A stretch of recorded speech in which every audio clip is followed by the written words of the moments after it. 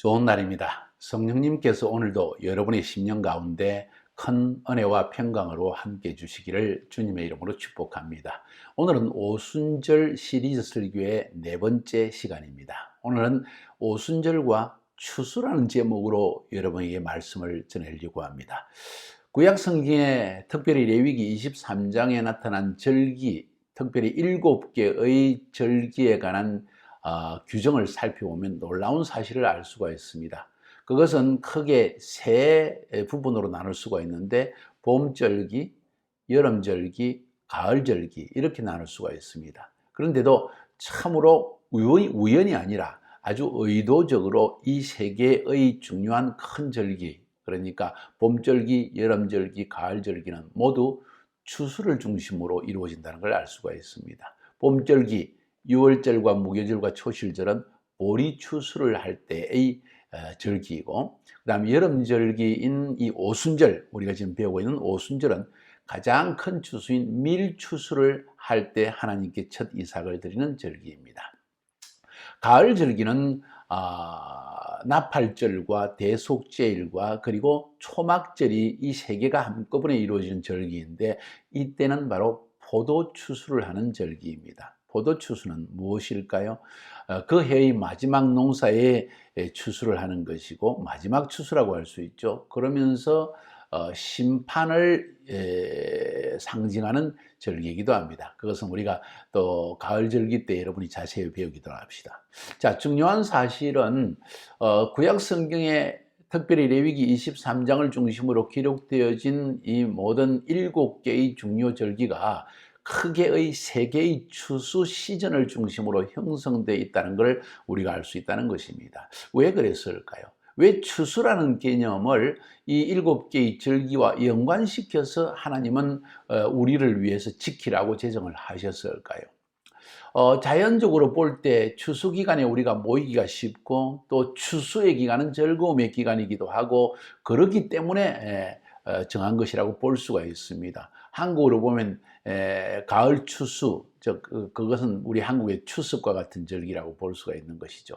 자, 아무튼 그래서 우리 일상적인 삶에 있어서 곡식의 추수, 과일의 추수가 이루어지는 그때의 절기를 지키는 것이 음식도 풍성하고 잔치를 베풀기가 좋기 때문에 그런 의미도 있지만은, 가장 중요한 이유는 하나님은 이 추수를 항상 영적인 추수와 연관시켰기 때문입니다. 자연에 일어나는 풍성한 추수, 그로 인한 기쁨은 하나님께서 한 영혼이, 죄인이 주님께 돌아와서 구원받는 추수, 영혼의 추수, 그것과는 비교할 수 없는 큰 것이기 때문입니다. 그래서 하나님께서는 이 자연 농작 세계에서 일어나는 추수를 바로 우리 영혼의 추수와 연관시켜서 우리에게 말씀하기를 원하셨고, 또 그 추수의 시즌에 관한 이야기가 바로 하나님이 정하신 절기라는 것을 우리에게 가르쳐주기 위한 것입니다. 자, 우리가 절기에 대한 새로운 부분을 이야기할 때 그런 이야기를 했습니다. 절기는 히브리 말로 모에딤이고, 이것은 하나님이 정하신 날, 하나님이 정하신 카이로스 타임에 하나님이 자기 백성을 만나기 위한 시간이고, 또 그 시간은, 그 절기가 이루어지는 시간은 바로 하나님께서 인간을 추수하기 위한, 영혼을 구원하기 위한 예언적 사건이 일어나는 때이다. 그래서 이 절기는 예언적이다. 다시 한번 얘기할까요? 절기는 하나님과 만나는 시간이다. 절기는 총연습 리허설이다. 무엇에 대한 연습인가? 하나님이 예언적으로 하실 일에 대한 총연습이다. 그러면 하나님이 무슨 일을 행하시는가? 추수하시는 일을 행하신다. 영혼을 구원하는 일을 행하신다. 이런 이야기입니다. 굉장히 중요한 이야기입니다. 이 개념을 알고 있어야만 우리는 절기의 의미를 알 수 있고, 절기를 통해서 진정한 영적인 리허설, 총연습을 할 수 있고, 바로 이 절기를 통해서 우리 심령 속에 하나님이 하실 추수에 대한 절박감과 열망이 일어나기 때문입니다. 오순절은 굉장히 중요한 추수에 대한 절기입니다. 한번 살펴볼까요? 봄에 일어나는 이 6월절, 무교절, 초실절, 특별히 초실절에 일어나는 이 추수는 바로 보리추수입니다. 보리추수의 첫 번째 단을, 첫 추수한 단을 그것을 하나님께 올려드리는 것을 바로 초실절이라고 합니다. 이것은 실제적으로 성취되어졌습니다. 첫 추수가 누구입니까? 예수 그리스도가 십자가에서 죽으셨지만 3일 만에 부활하신 날이 바로 초실절 날이었습니다. 성경적으로 정확하게 그날에 주님은 부활하셨다는 것입니다. 고린도전서에 의하면 바로 그 예수께서 부활의 첫 열매가 되셨다. 그래서 첫 번째 추수, 보리 추수, 우리 일상생활에 중요하긴 하지만은 가장 큰 추수라고 말할 수는 없습니다. 보리로 우리가 빵을 만들어 먹지는 않기 때문이죠. 밀 추수가 더 크기 때문입니다. 그래서 두 번째 추수는 무슨 추수입니까? 바로 오순절 추수입니다. 자, 두 번째 추수를 일단 놔두고 세 번째 추수는 무슨 추수입니까? 바로 가을 절기에 일어나는 포도 추수입니다. 포도는 두 가지를 상징합니다. 피를 상징합니다. 그 피는 두 가지를 상징합니다. 첫 번째로는 우리의 죄를 대속해서 흘린 어린 양의 피를 상징합니다. 그 피를 믿는 자에게 구원이 이루어집니다. 또 피에 다른 의미가 있습니다. 심판의 피입니다. 하나님께서 심판을 행하실 때 하나님을 대적하던 모든 자들이 죽음을 상징하는 것이 피입니다. 그래서 가을 절기 때 포도 추수가 일어난다고 할 때 그때는 이 두 가지의 추수와 심판의 두 가지 의미가 있습니다. 피는 추수와 심판의 의미가 있다는 거예요. 이 예수 그리스도의 피로 구원받는 한 부류가 있고 또 바로 예수님께서 왕중왕으로 오셔서 세상을 죽음으로 이끄는 심판의 피가 되기도 한다는 것입니다. 자, 이것이 가을 절기입니다. 자, 그러면 이번에 오늘 우리가 살펴보는 오순절과 추수의 관계는 무엇인가? 이것은 진짜 본 추수, 가장 중심되는 추수, 가장 큰 추수가 일어나는 때가 바로 이 오순절 때입니다. 왜냐하면 오순절 때 하나님께 드리는 그 이삭의 첫 단, 그것은 오메르라고 하는데 이 오메르는 무엇일까요? 바로 밀추수의 단 한 단을 주님께 흔들어서 드리는 시즌이 바로 이 오순절의 절기이기 때문입니다. 밀.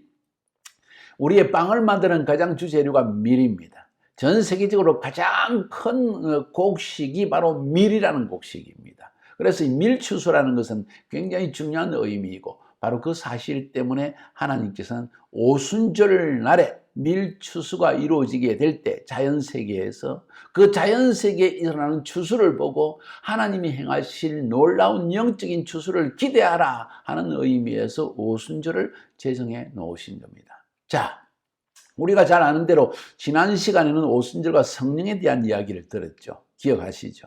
오순절 날에 성령이 임하여서 성령이 임하신 가장 오순절 날에 성령이 임하신 가장 첫 번째 목적은 성령으로 말미암아 율법이 우리 마음판에 새겨져서 하나님을 알고 하나님의 말씀을 깨닫고 또 하나님의 말씀대로 순종할 수 있게 하기 위해서 성령으로 율법을 우리 마음판에 새겼다고 했습니다. 뿐만 아니라 이 성령이 우리에게 임함으로 말미암아 복음을 전가하는 정인의 권능을 얻게 하신다고 했습니다. 정인의 권능이 임하였다. 이 말은 추수꾼을 준비했다는 이야기입니다. 그래서 이 성령이 임하는 그 시즌에 이제 추수는 본격적으로 시작되어지는 것입니다. 할렐루야! 뿐만 아니라 말씀드릴 때 이 성령은 우리에게 마탄, 바로 하나님이 주시는 선물이다. 신랑 되신 예수 그리스도께서 내가 너희를 다시 데리러 올 때까지 이 선물을 간직하고 있어라. 내가 다시 재림하여서 너희를 만날 때 이 성령을 나에게 보이는 자는 하나님의 나라로 들어가서 내가 내 아버지 집에 준비한 신혼방에 너희가 함께 들어갈 것이다. 그런 이야기예요. 자, 그 이야기 했죠. 여기 중요한 사실은 오순절과 추수에 대한 이야기이기 때문에 두 번째 부분입니다. 복음을 전가할 정의로서의 권능을 얻게 되니까 사도행전 전체를 살펴보면 이 사도행전은 사도들의 복음행전이라고 말할 수도 있지만 추수행전이라고 말할 수도 있습니다. 다시 말해서 예수 믿어 구원받는 일에 대한 기록을 남긴 것입니다. 추수의 기록을 남긴 것이 사도행전이라는 거예요. 그래서 사도행전 1장 8절에 오직 성령이 너희에게 임하시면 너희가 권능을 받고 온 유대와 사마리아와 땅끝까지 이르러 내 정인이 되리라고 말씀하지 않았습니까? 그러고 난 다음에 2장으로 넘어가니까 바로 성령님이 강권적으로 그들에게 임하십니다. 할렐루야입니다. 이 성령이 임하니까 예수님을 모른다고 3번이나 부인했던 베드로가 광장에 사람들 앞에 담대히 나아가가지고 복음을 전합니다. 이 예수는 너희가 십자가에 못 박은 예수가 바로 메시아시요, 그분이 다시 부활하셨고 또 다시 이 세상의 심판자로 오실 것이라는 메시지를 전했을 때 하루 만에 3,000명이 구원받는 엄청난 역사가 일어났습니다. 추수가 일어난 것이지요. 시내산에서 모세가 율법을 받았을 때는 백성들이 그 율법의 말씀을 어기고 우상 금송아지를 만들므로 말미암아 3,000명이 죽임을 당했는데, 오순절날에 성령님이 임함으로 말미암아 마가의 다락방에 성령이 임하였을 때는 무슨 일이 일어났나요? 추수가 일어났습니다. 3,000명이 죽음이 당한 것이 아니라 3,000명의 영혼이 구원받는 역사가 일어났다는 것입니다. 뿐만 아니라 성전 미문의 안전뱅이를 일으킨 사건 때문에 사도행전 4장으로 넘어가면 베드로와 요한이 안전뱅이를 고쳤습니다. 그로 말미암아 몇천 명이 구원받았다고요? 또 5천 명이 구원받았습니다. 더 큰 추수가 일어난 것이지요. 그거를 넘어서서 이제는 8장으로 넘어가면 사마리아 교회에서 큰 부흥이 일어납니다. 의도적으로 사도들이 내려가서 사마리아 사람들에게 복음을 전하고 안수하니까 성령님이 임하였다 하는 이야기를 하면서 사마리아에 추수가 일어나는 이야기를 들려주고 있는 것이 사도행전 8장입니다. 9장, 10장으로 넘어가니까 이게 무슨 일이 일어났습니까? 9장에 무슨 일이 일어났는지 기억하시나요? 사도 바울, 온 세상의 이방인 가운데 엄청난 추수를 이룩하기 위해서 하나님이 사도 바울에게 성령을 부어주십니다. 9장의 이야기입니다. 10장으로 넘어가 볼까요?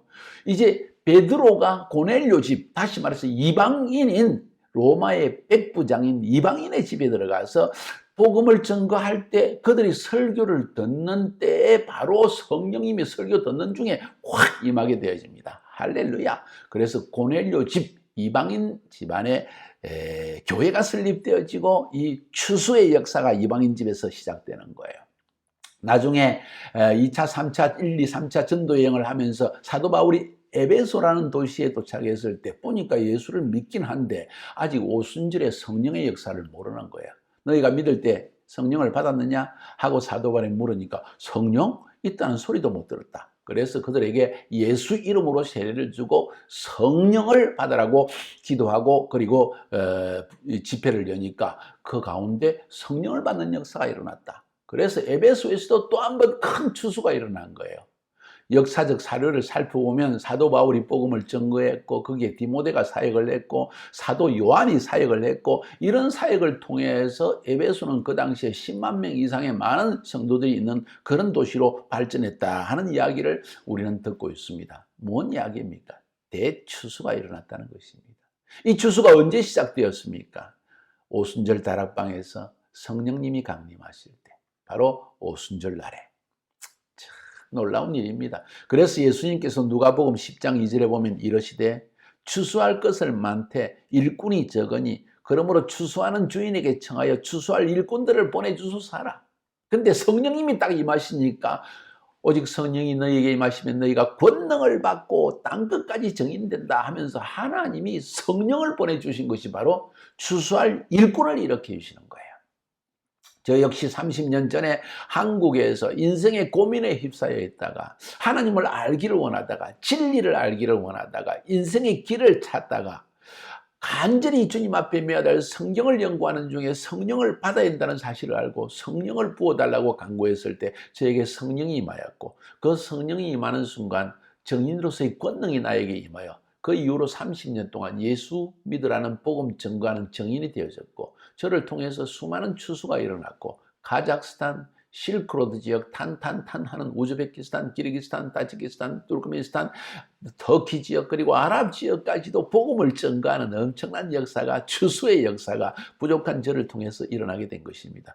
정확하게 말하면 내 안에 오신 성령님으로 말미암아 언제 오순절날이란 성령님이 지금까지도 계속 이방인에게 이 성령님이 모든 육체에게 부어지게 되고 이 성령님의 역사로 말미암아 이런 추수를 저는 경험하고 있는 것입니다. 자, 이것이 오순절과 추수와의 연관성입니다. 이해가 되시나요? 그래서 오순절의 오순절은 언제 지키는 것이냐? 바로 가장 우리 인간 생활에서 먹고 사는데 가장 중요한 추수가 일어나는 그 중에서도 밀추수, 우리의 빵을 만드는, 주식을 만드는 가장 중요한 밀을 추수하는 그때 오순절을 우리에게 지키라고 한 것은 예언적 절기입니다. 이 절기를 지킬 때마다 가장 큰 추수가 지금 일어났다, 시작되었다, 이제 그날이 곧 올 것이다 하는 것을 우리에게 예고하는 것입니다.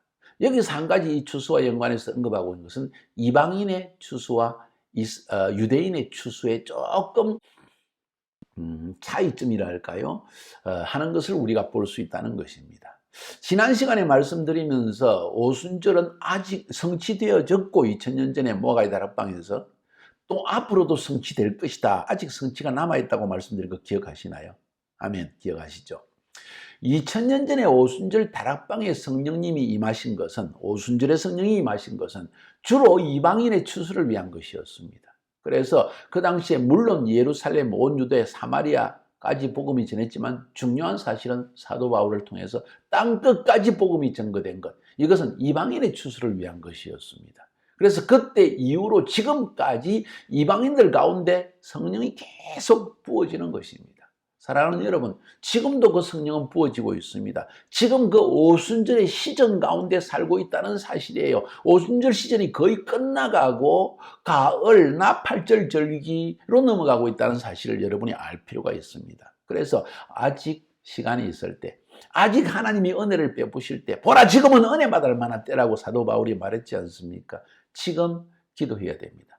오늘 이 유튜브를 듣고 있는 여러분 가운데에서도 교회는 다니지만 혹은 아직 예수를 믿지 않지만 나도 이 성령 받아서 하나님의 구원의 반열에 서기를 원한다는 사람, 오늘 이번 이 시간에 하나님께 간절히 기도하여서 성령을 체험하는 여러분이 되기를 바랍니다. 오순절 성령, 약속하신 성령이 여러분 신령 가운데 들어오는 은혜를 체험하라는 것입니다. 수지 맞는 일입니다. 영원한 생명을 얻는 길입니다. 할렐루야. 무슨 말인지 아시겠죠? 이것이 굉장히 중요한 부분입니다. 할렐루야. 자, 그러면 아직도 성취되지 않은 추수가 있습니다. 그건 유대인의 추수입니다. 언제일까요? 어제 말씀드린 것처럼 에스겔서 36장, 37장에 보면 예수님이 재림하기 직전에 말세에 무슨 일을 행한다고 했죠? 이스라엘을 온 세상에서 불러 모으신다고 했습니다. 다 불러 모아가지고 어디로 데려갔나? 이스라엘 땅으로 데려간다. 그 일이 1948년도부터 지금까지 일어나고 있습니다. 소위 알리아 운동이라고 해서 전 세계에 있는 이스라엘 백성들을 자기 땅 이스라엘로 데려오는 운동, 그것을 알리아 운동이라는데 그것이 거의 정점에 다다랐습니다.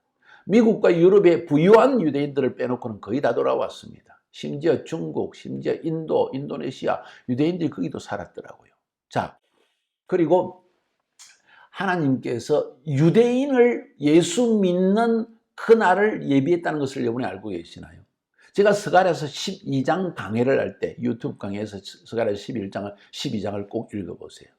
12장을 강의할 때 무슨 이야기를 했나요? 바로 하나님께서 온 세상에서 그들을 불러들이셔서 그리고 그들 위해 하나님이 영을 부어주십니다. 회개의 영을 부어주십니다. 성령을 부어주십니다. 그리고 그 성령이 임하였을 때 그들이 칼로 찌른 자가 바로 그 예수가 메시아라는 사실을 깨닫고 회개하고 통회자복하는 운동이 일어남으로 말미암아 이스라엘의 구원이 시작되어집니다. 예수 믿는 민족적 회개와 민족적 구원이 이루어진다는 거예요. 그것이 바로 오순절의 두 번째 성취입니다. 유대인을 위한 오순절입니다. 할렐루야. 유대인을 위한 오순절의 성취라는 거예요. 이방인을 위한 오순절의 성취는 2000년 마가의 다락방에서 이미 이루어졌지만 아직도 유대인들에 위한 성취는 남아있다는 것입니다. 그래서 이 오순절 추수라는 것은 영혼의 대추수, 본 추수를 이야기하는 것이기 때문에 이 추수를 기대하는 마음으로, 사모하는 마음으로 기다리라. 그래서 초실절, 6월절, 무교절 지나고 초실절, 바로 초실절 날부터 시작해가지고 카운트다운 해서 50일째 되는 날에 오순절을 지키라는 말씀을 하신 것입니다. 카운트다운 해라. 그래서 그 말을 오메르를 세라. 오메르를 세라. 영어로 하면 시프레트 하오메르, 시프레트 하오메르, 오메르를 센다는 뜻입니다. 그래서 초실절, 다시 말해서 예수님이 부활하신 그 부활절, 초실절 날, 첫날부터 시작해가지고 첫째 날, 둘째 날, 셋째 날, 50제가 되는 날. 근데 실제로 유대인들이 셀 때는 50번째, 49일 남았다, 48일 남았다. 그래서 오순절 날, 전날은 하루 남았다. 다음날 오순절하고 빵빠리를 터뜨리고 나팔을 불면서 이 날을 즐거워하게 되어 있습니다. 그것이 바로 시프렛 하오메르, 오메르를 센다는 뜻입니다. 왜 그렇게 했을까요? 오메르라는 말의 의미는 무엇일까요? 히브리 말입니다. 곡식단이라는 뜻입니다. 곡식단. 그 곡식단을 지금 계속 쌓아가고 있다. 초실절부터 시작해서 오순절까지 계속 추수가 이루어지는데 오순절이 오려면 본격적인 대추수가 일어난다. 왜? 성령님이 임하시니까. 성령님이 임하셔서 우리에게 복음 증거할 권능을 우리에게 주시니까. 할렐루야. 왜 50일 동안 50일 남았다, 49일 남았다, 48일 남았다 이렇게 오메르를 쉬어갈까요? 군대 갔다 온 남자들은 다 압니다. 이제 제대할 날까지 100일 남았다, 99일 남았다. 간절하게 열망합니다. 그날은 해방의 날입니다. 신나는 날입니다. 자유의 날입니다. 그와 마찬가지로 오순절 날이 가까워오면 올수록 대추수, 구원의 날, 하나님께서 우리를 구속하시는 날, 50이라는 숫자는 뭐라 그러죠? 요벨이라는 숫자다. 요벨이라는 것은 바로 주빌리 이어 하나님께서 노예를 해방시키시고 빚을 탕감하시고 우리를 구속하시는 날, 그날이 가까웠다. 구원받는 날은 그날이다. 참 제가 흥분하고 있지만 이게 흥분할 수밖에 없는 것이 오메르를 세는 것이에요. 시프렛 하 오메르. 그래서 이 시프렛 오메르를 셀 때마다 더 큰 추수가 올 것이다. 초실절에 보리 추수와는 비교가 되어지지 않는 오순절에 큰 밀추수가 올 것이다. 우리는 그 추수를 향하여 지금 달려가고 있다. 낭망하지 말고 복음을 증거해야 된다. 할렐루야. 그런 것입니다. 그래서 우리가 이 오순절을 지킬 때 하나님 성령의 권능을 주시옵소서. 성령의 권능을 주셔서 예수 믿는 복음이 온 세상에 전파되게 하옵소서. 성령을 우리 나라와 민족 가운데 부어주셔서 이 추수의 역사가 일어나게 하여 주시옵소서. 이런 일들을 우리가 해야 될 줄로 믿습니다. 아멘입니까? 절기 때마다 나팔을 주로 부는데 특별하게 3번의 나팔을 특별하게 봅니다. 그리고 그 이름이 있습니다. 오순절 때 부는 나팔을 첫 나팔이라고 합니다. 첫 나팔. 추수가, 본격적인 추수가 시작되었다고 알리는 나팔 소리입니다. 그 다음에 마지막 나팔을 봅니다. 나팔절 때 마지막 나팔을 봅니다.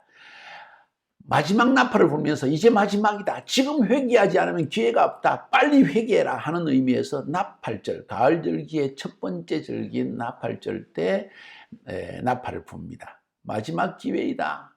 빨리 회개해라. 그리고 열흘의 기간이 지나고 나서 욤키프로 대속죄일이 오는데 그때 큰 나팔을 붑니다. 큰 나팔은 뭐냐? 끝이다는 거예요. 이제 문 닫아라. 더 이상 구원받을 길은 없다 하는 것이 바로 큰 나팔입니다.